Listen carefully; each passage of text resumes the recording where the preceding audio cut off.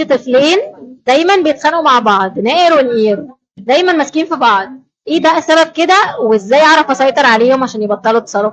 اسباب الموضوع ده عشان نبقى عارفينها كده. اول حاجه الغيره، الانانيه، اساليب التربيه الخاطئه، فرض السيطره، كمان الضعف الاجسام وضعف الشخصيه، التقليد، ظلم الوالدين دايما، يعني ماما وبابا دايما في حد منهم بيظلموه وبيجوا عليه، وهو لما بيحصل اي مصيبه ده اللي بيتضرب، ده اللي بيتبهدل. طيب احل بقى ازاي الموضوع ده؟